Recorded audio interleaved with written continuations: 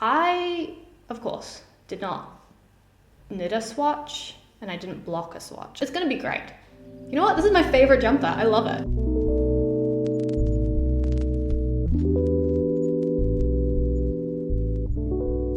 Hey, welcome, or welcome back. This is Garden Variety Knits. I'm Kelsey, and it's a bit drizzly and a little bit late, but this is my last day off where I won't have visitors in a couple weeks, and I've just been away on holiday, so I've done a fair bit of knitting, and I figure I'd better try and share it all now.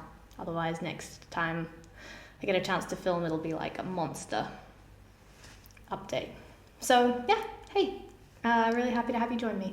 Like I mentioned, I was just in France snowboarding for a week, and that involved a fair amount of travel as well to get there and back from Switzerland. So yeah, there was a lot of time on trains and buses. Also, we had like a train cancelled and one delayed, and we got an extra like 4 hours of travel on the way there. So yes, I have had plenty of opportunities to be knitting. Maybe, I don't say this often, maybe a bit too much. Don't at me. Okay, so yeah, so I thought I'd just take you through kind of what I've done in that time. Sweet. So first of all, I have finished something which is quite exciting, and that is what I'm wearing. It is my Elevation Loop sweater, and it is in Drops Alpaca Bouclé. So I've been calling this my teddy bear sweater because it feels like I'm a teddy bear, or yeah, let's say that. And it's very cozy, and it's probably too warm now for the spring weather that we're going to be getting, but that's okay.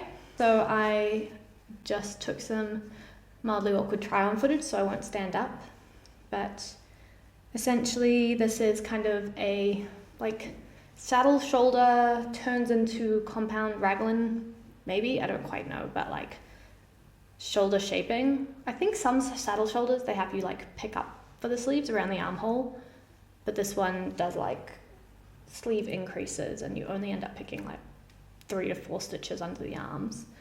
So I don't know what that's called, but yeah, it's that, and then it's got 2x2 on the ribbing for the neck, and I also 2x2 cuffs and hem.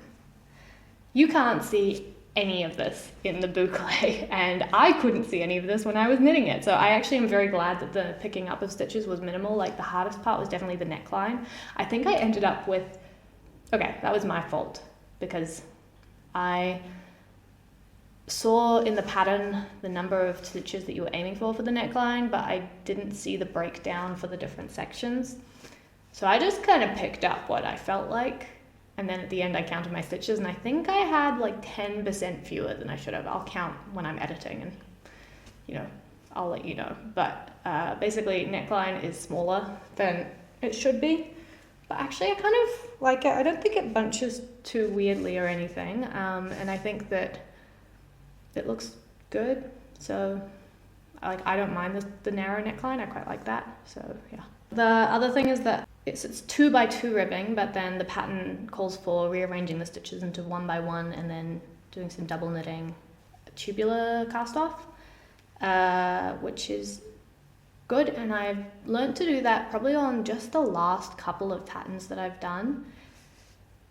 But in the bouclé, can't see it, so I honestly feel like I should have just bound off in pattern. One thing I'll say about this project as well is that I, of course, did not knit a swatch, and I didn't block a swatch. I kind of used the saddle part of the shoulder as my swatch, and I measured my gauge. I don't remember what it was. I don't remember if it was on or off, and I didn't use that information for the rest, so okay. I measured my gauge, but then I didn't do any of the important things we meant to do with that information. But then on top of that, I definitely didn't block that. And it's my first time, this is awfully bold of me, it's my first time working with Alpaca Bouclé, but I was like, oh, it just feels so squishy and springy that I was like, surely blocking's just not going to change that much. And I think it grew. a fair amount in blocking. Like the sleeves are definitely longer. I think they sat more like here. And I was expecting a certain amount of growth, so I did stop the sleeves where I would have considered them short. But I didn't consider that the body was going to grow as much as it did. So I kind of stopped this, it was meant to be at my hip bone roughly, and it's kind of longer than that. But honestly, the oversized thing, it's a vibe. It's very cozy, and I think talked about last time that the kind of yoke was already quite big, and the body was like quite a lot more ease than I was really going for. So I already knew that this was going to be, at least in my mind, like unfashionably oversized. I think partly with the bouclé as well. Like the oversized, because it's not like sleek, it just ends up looking like I'm wearing a relative's fluffy jumper, which is not something I object to really. I talked a little bit last time about knitting with bouclé. I'm quite happy to be finished with this because it was a mild slog by the end. Like I had plenty of time to work on it, and it knit up pretty fast because it was on 4.5mm needles. But gosh, just so hard to knit bouclé. Like I had to be really zen and relaxed to make it smooth, which is probably a good lesson in general. But anyway, basically I'm very happy to be working on projects with normal yarn again. That said, I think that, you know, despite my trials and tribulations with the sizing and the yarn experience, I'm still quite happy with it. I said last time I wasn't super sure about the color. I'm wearing it with kind of today with like these light cargo pants. I think the beige on light is quite nice actually. And I think if I feel like I've got some black skinny jeans, which I know are wildly unfashionable nowadays, but I think it would look fine with those as well. Honestly, it's gonna look fine with anything. I have like some wide leg blue jeans. It's gonna be great. You know what? This is my favorite jumper. I love it. It's the best. Sweet. I think that's finished object number 1. I also have finished object number 2, which I'm only including because it was in my plans last time, and so I think it counts. Which is I made some sock blockers, very low tech, out of cardboard and duct tape. So here they are. They have socks on them. Because, yeah, I'm not going to show you the insides because I did find a tutorial that was adorably detailed about how to make them tidy in terms of the way that you tape them. And I will link that below because it was great. It was like talking about, oh, you know, at the top leg you can use full width of tape, and then you can use like quarter strips for the heels and like half strips on the toes. You know, it would have made it beautiful.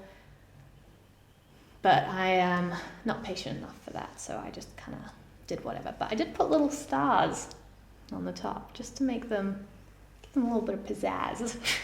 My duct tape. You can see the fold already just at the top here, which is not the hard part. Anyway, I made sock blockers. They're taped up, so hopefully a bit more durable. And I, as promised, what I wanted to use them for was to de-pill some old socks I had. And I think that worked really well. These were like in a pretty rough state before this, so even if you can still see like some wear and tear, trust me, they're better than they were. And I think it's gonna be really cute to have them blocked, just because these haven't had a lot of love. They're like superwash yarn, self-striping sock yarn, and a friend knit them up for me, but I have not been taking the best care of them, which is probably a good lesson for when I knit myself socks as well, that I will most likely just try to throw them in the washing machine. Because you have to wash your socks. That's something I find pretty non-negotiable. So that's my finished object. So now we can move on to works in progress, which we'll start with probably the one I'm most excited. Oh, I'm excited about everything.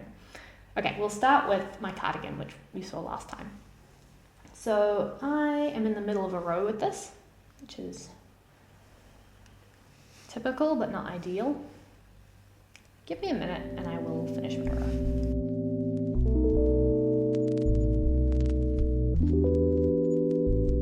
So I might leave in a bit of footage of me knitting just now because that was a like pearl row, and like I mentioned last time, I've been practicing doing like mirrored knitting for that instead of purling, and so I'll leave some footage so you can get a sense of how fluid that is, slash slow. Yeah, it's good. It definitely feels smooth enough, but it's definitely like I fly in the knit direction and I feel like a slug in the other direction. But I also haven't practiced that much because I've been doing a little bit of the knitting sleeve knitting, which is in the round, and then also I was slogging on this, so it's not as much practice as I would have hoped. But anyway, here we are. We've got this little guy going. So a few notes on this. Number one, I was editing the video from last time and I realized I don't think I gushed enough about this yarn. This yarn is so plump and squishy and light, and I don't know, it's really beautiful. I also just love the colors, like, you know, they're very slightly heathered, like they're not like super uniform, but they're just kind of like such natural, not natural, but you know, like kind of semi-muted versions of what they could be. I think they're beautiful.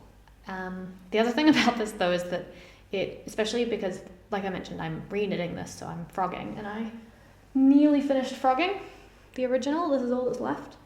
But I am knitting straight with the, you know, ramen noodle frogged yarn, rather than doing any sort of blocking of that or steaming of it first. So, you know, you can see here, that's what I'm knitting with. But even the first time I knit it, it was just so bunched up and kind of compressed when it was unblocked, and then you block it and it's just like, it really is like magic. Like you just put in the water in it, all the stitches expand and everything, and then it fills the gaps as well. So I actually have blocked up to here on the body, and then up to, you can see the block line pretty much, but up to here on the sleeve. Now there's music playing. So this top part is blocked, and I can tell that the shoulders are gonna fit great. Like I mentioned, I'm knitting this way off gauge, plus, so it's a hack, okay, I should say what it is. It's the elevation loop sweater, cardigan edition. Very hacked, very off gauge, decreasing the size. So basically I'm just taking how to knit the saddle shoulder, like compound raglan sleeve instructions, and just making up all the numbers. But yeah, it's working out fine so far, which I was shocked at. And I was pleased as well with how my tension blocked out, because I am doing this kind of weird mirror knitting thing and it was looking very lumpy. But I think with the second block especially, because I didn't even pin this out or anything, I think with the second block it's going to be fine. But the other main thing about this jumper is that I am a little bit worried about playing yarn chicken. Not to finish the garment. I have enough to make a cardigan because I've proven that last time. But I kind of remembered as I was knitting this that I did some kind of funny compromises with the striping, because I had exactly one ball of each of these colors, and it's quite hard to use exactly equal amounts of every color.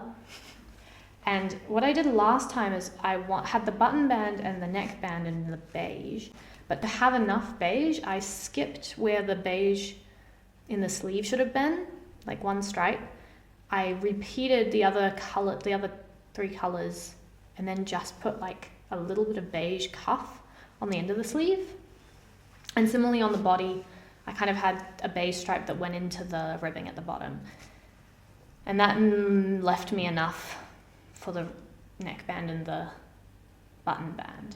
But I'm a bit concerned because this time I really want, well, basically I'm trying to fiddle with it so that I can get everything I want, which might not work. But I just this morning finished using all of this dark blue, for which, as you can see, it's like one stripe on the body, one stripe on each sleeve, but a teeny tiny bit of that was in the raglan where it was kind of not quite split. So there was slightly fewer stitches for maybe like a sixth of the rows. And I have left of the dark blue this much. So for the beige, I want to have one full body stripe and one full stripe on each sleeve, plus button band and neck band. I've decided that the cuffs don't have to be the same color. I'll probably do them in white. Like the bottom ribbing, it's time for a white stripe anyway, and I'll probably just start the stripe and then go into ribbing, and maybe something similar on the sleeve, or it might end up blue. But it's mostly the neckband and the button band that I really want to be matching in like the one contrast color. So basically I don't know whether I should go into beige on the sleeve where I plan to, or if I should kind of just acknowledge that I'm not going to have enough and go into white and skip the beige until the cuffs or something. My other option is to fudge it and like just decrease by a couple of rounds on each of the stripes and just have slightly smaller beige stripes and just assume that no one's going to care but me. And then the final saving grace is that I am doing a couple of sleeve decreases and I just put one body decrease into this beige section, and I might be able to put one more before the end of the section. So I'm kind of hoping that just a couple of decreased stitches will magically leave me with more beige yarn than this. My other backup plan, which now I'm thinking about it might not be such a good plan. But yeah, basically my other backup plan is to just, whatever color I have left, do the button band and stuff in that. Which, looking at it, actually could be the blue, because I don't know if the blue is coming back again. So maybe that's the backup. Yeah, basically I know I have enough yarn. I just have a vision, but I'm not buying another ball because I have plenty. It's just about the colors. Okay, that's that whip. Next, oh gosh, there's some fun ones. Okay, so we'll skip over one of the whips that I put last time, which is calling it a whip, but it's been sitting at home, which is the Romanesco tank. And as I mentioned last time, I'm just adding some duplicate stitching across the chest to kind of decrease the see-throughness. And I did like a couple of patches of that before I went away. I discovered, much to my chagrin, I discovered a great way of kind of carrying the yarn between the sections, like the holy sections, except that I've kind of done one stripe across the front already, which kind of gets in the way of, basically now I know a way where I could do it without breaking the yarn as much, except that I've already done parts of it. So it's not as useful. That sun is so bright. I'm really sorry if I look weird now, but it's going to go away in about 10 minutes. So I'm just going to persevere. Yeah, so this didn't come with me to France, so it didn't get a lot of love. And then while we're talking about kind of fixing stuff up, I've got this,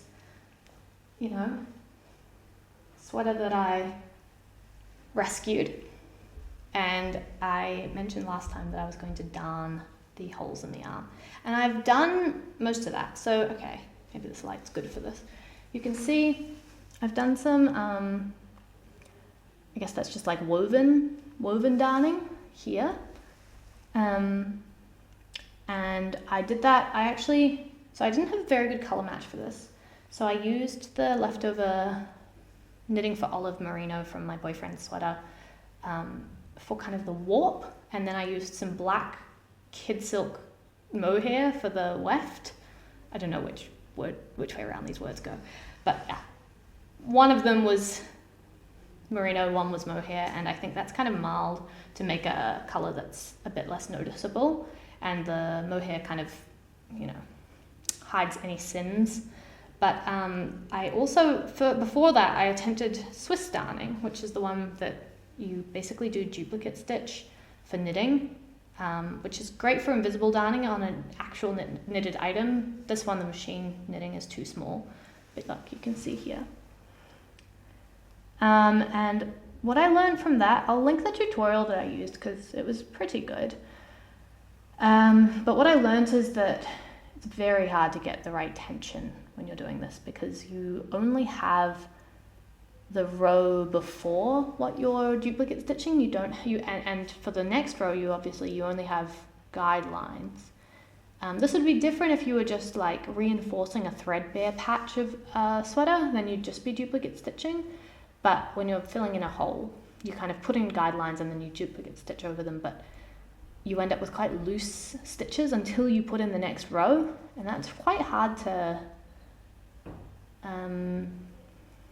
get consistent tension on. So this is honestly after I've gone through and pulled a bunch of slack out of some of the rows, and it's still a bit see-through. You can kind of see my hand maybe. But to kind of hide the sins again, I'm gonna go over this in the black kid silk mohair as well. So that's the plan there. And then on top of that, there were a couple of places. So there was one spot on the hem where the kind of cast off had come unraveled or was a bit threadbare, and I just did that with a blanket stitch. Again in the mohair because why not? And then this cuff has the same problem, and I probably want to go around maybe the whole thing. But yeah, so I'm going to just blanket stitch the whole of this cuff. It's funny though, because maybe I'll put this on, but I don't actually know when I'm going to wear it. It's very soft and very comfortable, but it's not particularly elegant a fit on me, even without the darning. Okay, one sec. Yeah, so it's quite fitted, I think, is the main thing, and it kind of, yeah, it's just not a very trendy, I guess, shape, but I don't know, I'm honestly pretty pleased with the darning job, and yeah, I guess it's just, and the color as well, it doesn't make me feel particularly chic, so I'm thinking it might end up being more of a comfort thing than anything else, because it is very soft and comfy. Or like, final option is that I might turn it into a t-shirt, because the sleeves aren't quite long enough anyway. And then it could also be quite a cute, like, yeah, that might be a bit more of a chic kind of office wear thing. We'll see. I don't actually know how I would turn it into a t-shirt. I'm very much speaking above my pay grade here. Okay, cool. That's that. And then the final work in progress I have at the moment, oh no, two. Okay, so one is not knitting. But the final knitting work in progress is my socks. So I talked a little bit about this one last time as well, and I did bring home from work, I've got the original Marie socks by Yuka that I was trying to knit. I can show you them because, you know, they're quite pretty.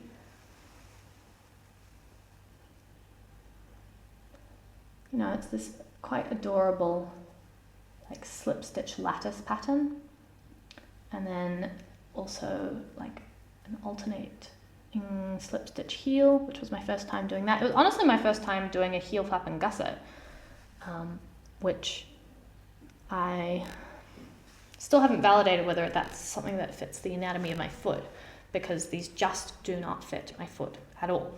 I think I've kind of lost the label for this yarn. It's the one that I mentioned was definitely like 80% at least just like new wool or something like that, and then it had some nettle in it, like not nylon.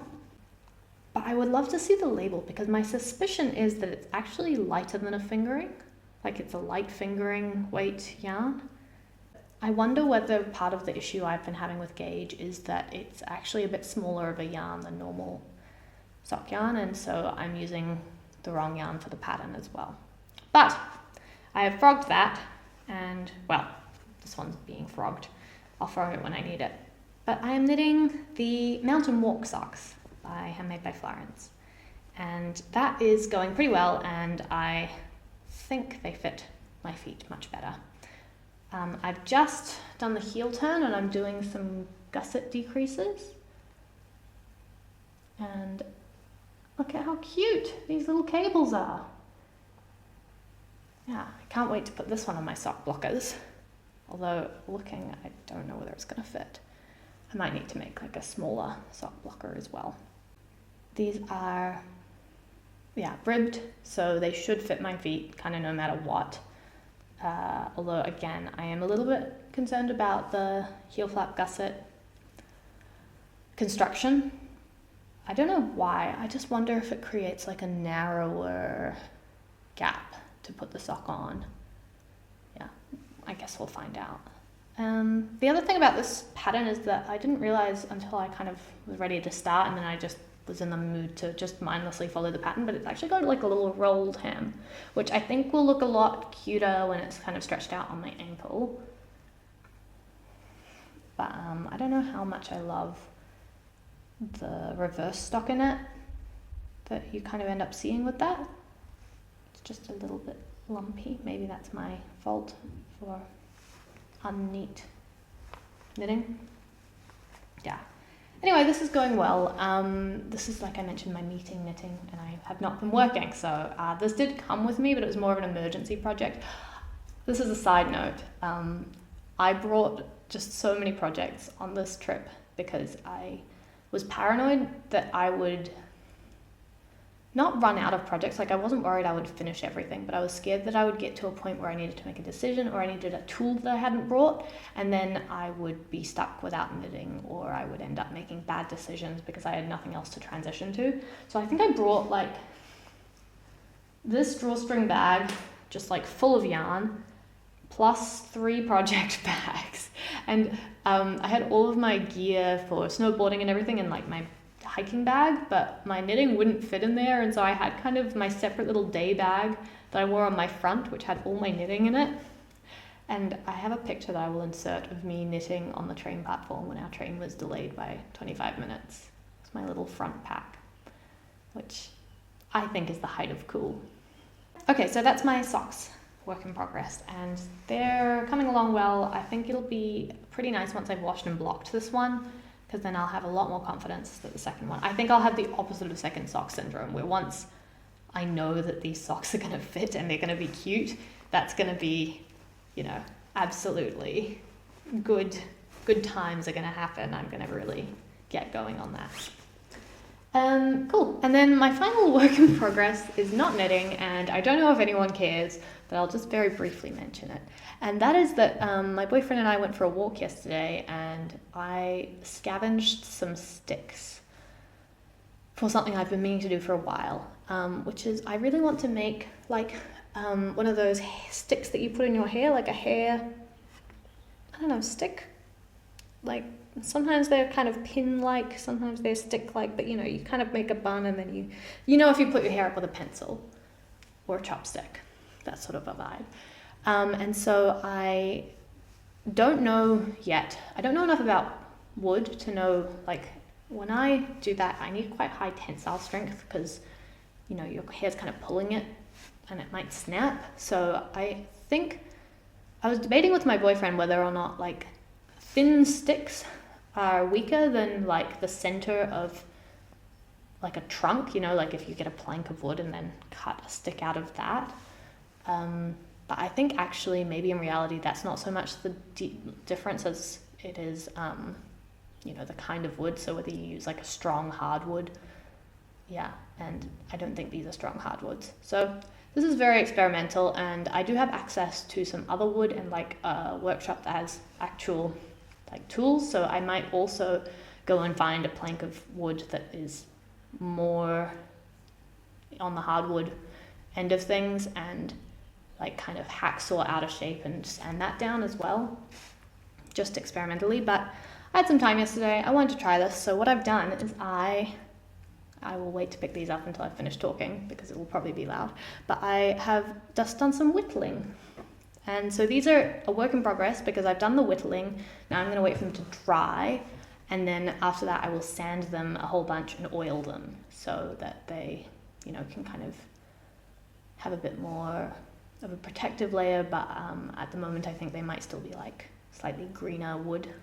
But I thought maybe the whittling should happen first while it's nice and easy to cut through. So this one's like a willow branch that I just found on the ground. I didn't cut any sticks for this, and I also, I'm vaguely aware that it's not really like, you know, sticks on the ground of the forest are completely fair game because, you know, they're important habitats for like certain fungus and bacteria and insects, but these were kind of washed up more on the lake shore, and I think that they were in a kind of park-like space where there was a decent chance they were just going to get collected up and moved to like some sort of composting thing. So I didn't feel bad taking them. So plus it's not like I'm about to set up a big operation of harvesting sticks to make these things. It was like I took 2 sticks. Anyway, so this has like a couple of knots in it, which I quite like, and I've kind of left one big knot down the end as kind of the decorative the decorative part of this, and then the rest is pretty thin, but I am a bit worried that this will be a bit thick to actually get through my hair. Like the end's fine, but I was also worried about structural integrity. So I'm going to try it like this, and then I can make it thinner if it really just doesn't go through my hair type vibe. And I would just like sand it until it was thinner. And then the other 2 were, the stick was already a bit older and drier. I don't know what variety this was. I think, like I mentioned, I think this one's willow, but these 2 are part of the same stick. I've left a bit of bark on for some rustic goodness. I really enjoyed this. Whittling was so much easier than I remembered it being as a kid. I don't know if I'm just stronger or if I have a better knife now, but yeah, it was just like, honestly, it was almost easy to take too much off. And yeah, these are very rough hewn, as you can see, and when I go to sand them, I'll probably leave on the kind of rustic whittling faces, unless I find that they're catching too much of my hair or something like that. And I made 3 on the hopes that one of them will end up just like accidentally to be strong enough to survive the forces of my hair. But if they don't, that's okay, and I'll just know that I need to do a better technique or use a harder wood.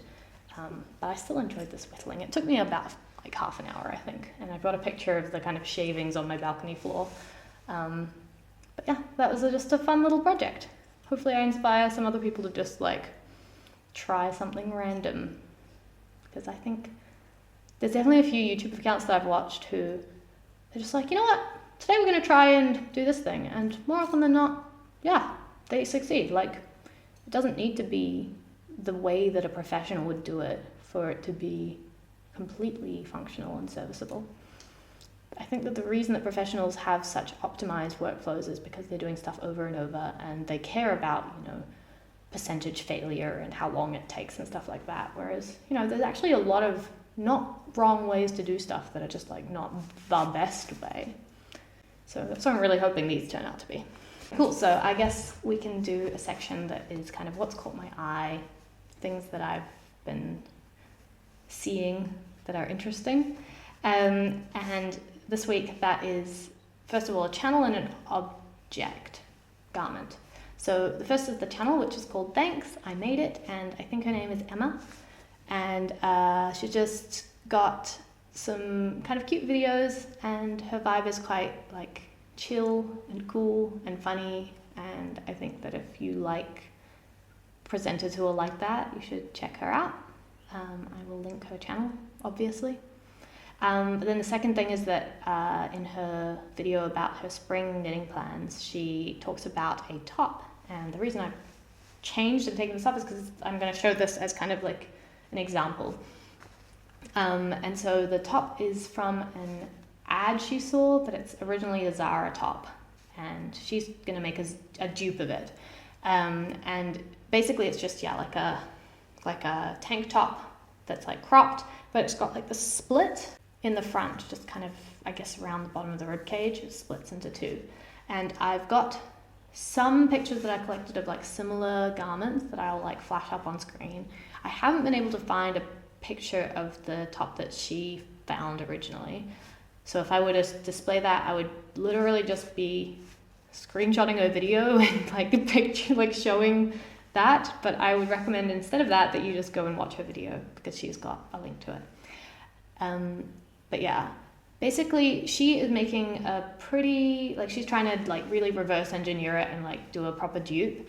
I think I'm just kind of keen, like this is actually one of my favorite tops at the moment. And so I'm thinking I might make something kind of more on this vibe, just with that split front detail.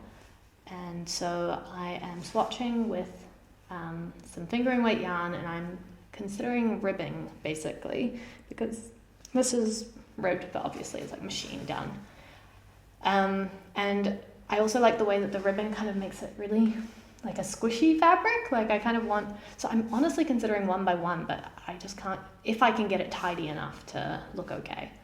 And then the other thing is that, so this top's kind of like a square neck, and I think I would rather just have a pure scoop neck. And the straps are a bit wide, so I'm going to try and make them a bit narrower. But in terms of like length, I'm probably going to do similar dimensions. And yeah, I'm quite excited. I think I've cast on. This is nothing to show you. But we've got, this is how wide I want the straps, apparently. Yeah, so that's the plan, is that I will make a 1 by 1 ribbed kind of tank top with a split. I definitely considered just using like some kind of online tank top pattern that I could find and doing the split, but I'm kind of obsessed by this ribbing idea. I don't know if that's going to turn out to be a good idea or not, and I couldn't find one that I liked for that. Yeah, so that's kind of what I'm excited for, some upcoming plans. And I think it'll be perfect if I can make it in time for summer. Oh, and then one other thing that caught my eye, but is very much not in the plan section, is in the Woolly Workers video on her 9 favorite jumpers from the last year. I saw the Eclair? Is it Eclair or Eclair? I've just spent a week in France and I don't know. Anyway, the Eclair pullover, which was just like, it was so cute. It has like this really big split hem that kind of starts quite far up, like just under the arms, and like these kind of bishop sleevey type things. That's almost definitely the wrong word.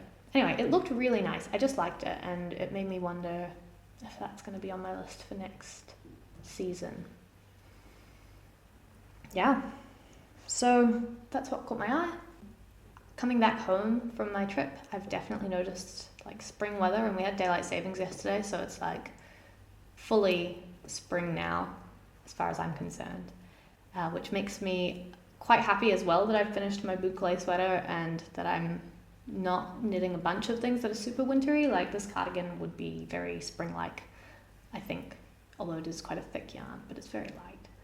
And I'm, got plans to make like a summer tank top and stuff like that. So yeah, I'm pretty excited for the change in seasons.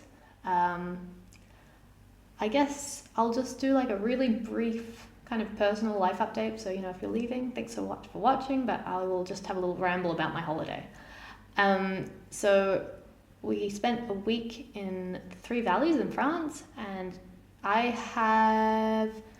think I mentioned previously, but basically I've picked up snowboarding this season. I did 2 full days of lessons in like December 2nd, and then a little bit more in January, and then like quite a lot all through February, just because we're like an hour from the slopes. Like we can just drive there on the weekend, and we did that many weekends. So I think, I haven't counted it up, but I think that by now I've done like 20 days maybe of snowboarding. That sounds like a lot, maybe 18. But the last 5 or 6 in France, I arrived and I was like, oh man, I feel like I've already learned a lot this season, and I'm just going to plateau this week. Like, it's really late season, the conditions aren't that great, but I think then on kind of day 3, I don't know, I just like suddenly something else clicked. I think it was because we had a day with really bad visibility. It was snowing, and it was quite windy, but there's a lot of fresh snow on the ground as well. And I think that the low visibility just made me really confident. Like, I kind of couldn't second guess myself. I couldn't see all the way down the slope. I couldn't see that many people around me. I was in my own little world, and I could just react to whatever I was doing in that particular spot. And so I didn't second guess my ability to turn or anything. I was just kind of like going for it.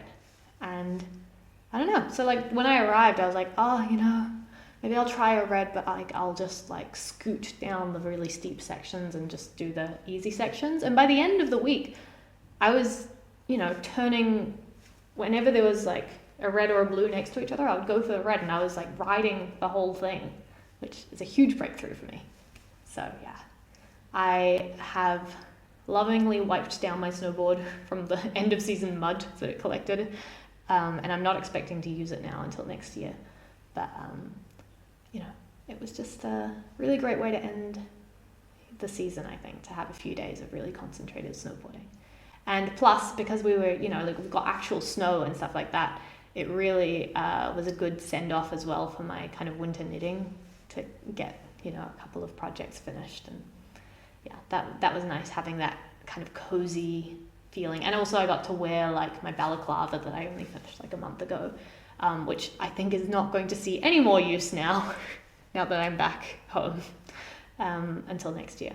So yeah, it was nice to just have a last kind of final end of season winter vibe holiday, and then kind of be able to be like, right, now that's actually fully over.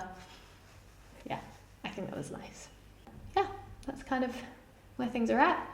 I'm excited to show more progress next time, hopefully, on this top that I'm making. And I'm excited to finish my cardigan, because it's such nice yarn, and it really deserves me to wear it more. And I think I'm doing a better job this time, and I'm excited for the end result. If you'd like to keep in touch, I'd really appreciate if you could subscribe and, like this video and comment and all those things that YouTube likes, so that I can find my like-minded, knitters. My Instagram will be below. You can follow me over there.